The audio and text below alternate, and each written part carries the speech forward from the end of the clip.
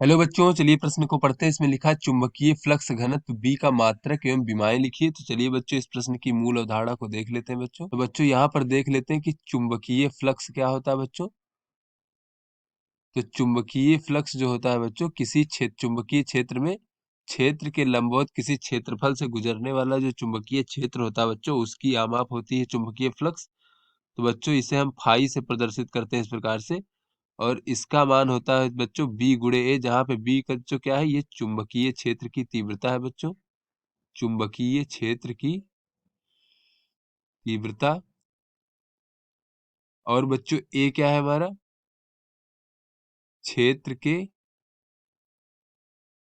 लंबवत क्षेत्रफल। बच्चों इस प्रकार से अगर हम देखें बच्चों, तो ये क्षेत्रफल जो है बच्चों, ये क्षेत्र के लंबवत, यानी इस प्रकार से अगर हमारा चुंबकीय क्षेत्र है तो बच्चों इस प्रकार से ये हमारा क्षेत्रफल है। तो यहाँ से बच्चों जो चुंबकीय फ्लक्स घनत्व होगा बच्चों, वो क्या होगा, चुंबकीय फ्लक्स घनत्व। ये बच्चों होता है कि चुंबकीय क्षेत्र में इकाई क्षेत्रफल से गुजरने वाला चुंबकीय क्षेत्र। तो बच्चों ये हमारा, या फिर कह ले चुंबकीय फ्लक्स। तो बच्चों इकाई क्षेत्रफल से गुजरने वाला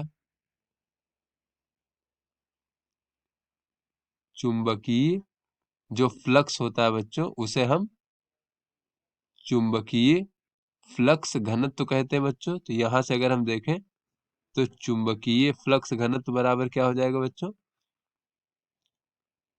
तो बच्चों ये जो हमारा फाई बी था बच्चों, वो ए क्षेत्रफल से गुजरने वाला चुंबकीय फ्लक्स था। तो इकाई क्षेत्रफल से गुजरने वाले चुंबकीय फ्लक्स के लिए बच्चों ए से हम भाग दे देंगे। तो यहाँ से बच्चों अगर हम देखें तो फाई बी बटे ए बराबर हो जाएगा हमारा बी बच्चों, इस प्रकार से। और बच्चों ये बी क्या है, ये हमारा चुंबकीय क्षेत्र की तीव्रता है। तो यहाँ से हम कह सकते हैं कि अतः जो चुंबकीय फ्लक्स घनत्व होता है बच्चों, वो चुंबकीय क्षेत्र की तीव्रता के बराबर होता है। फ्लक्स घनत्व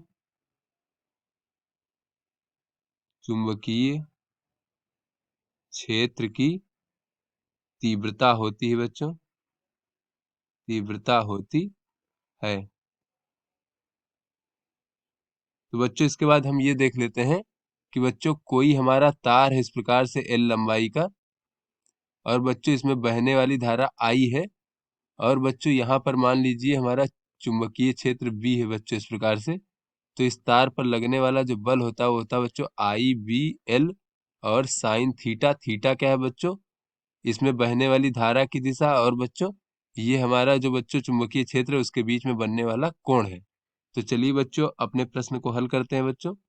तो यहाँ पर कहा जा रहा है बच्चों कि चुंबकीय फ्लक्स घनत्व का मात्रक एवं विमा लिखिए बच्चों। तो यहाँ पर देख लेते हैं चुंबकीय फ्लक्स घनत्व का मात्रक। बच्चों जैसा कि हमने मूल अवधारणा में देखा बच्चों, ये हमारा बच्चों जो चुंबकीय फ्लक्स होता है इसका मात्रक बच्चों वेबर होता है। तो यहाँ से बच्चों ये फ्लक्स घनत्व का हो जाएगा इकाई क्षेत्रफल से गुजरने वाला चुंबकीय फ्लक्स, यानी वेबर प्रति मीटर का वर्ग।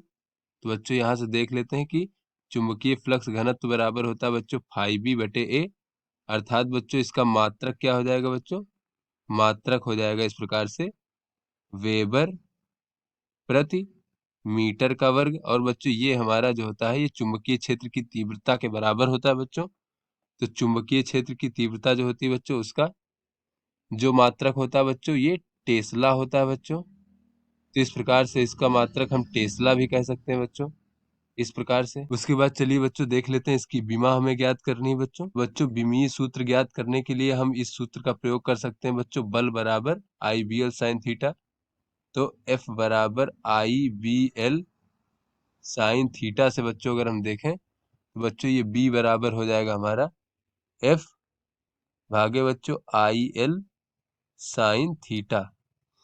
तो यहाँ से बच्चों ये बी की बीमा जो हो जाएगी, ये बराबर हो जाएगा बच्चों एफ की बीमा और भागे बच्चों आई की बीमा और गुणे बच्चों एल की बीमा। और बच्चों साइन थीटा हमारा त्रिकोणमितीय फलन है, तो इसकी कोई विमा नहीं होती है। तो इस प्रकार से बच्चों चुंबकीय फ्लक्स घनत्व की विमा यानी कि बी की विमा बराबर हो जाएगा बच्चों, बल की विमा होती है बच्चों mL t⁻²। और फिर बच्चों ये हमारा आई जो है बच्चों धारा है, इसकी विमा बच्चों ए होता है, क्योंकि इसका मात्रक एम्पियर होता है बच्चों। एल हमारी लंबाई है, तो इसकी विमा एल हो जाएगा। तो बच्चों यहाँ एल से एल कट जाएगा, और इस प्रकार से बच्चों इसकी विमा हमें प्राप्त हो जाएगी m(a⁻1) और t⁻²। तो बच्चों ये हमारे चुंबकीय फ्लक्स घनत्व की विमा हो गई। आशा करते हैं आपको समझ में आ गया होगा। धन्यवाद।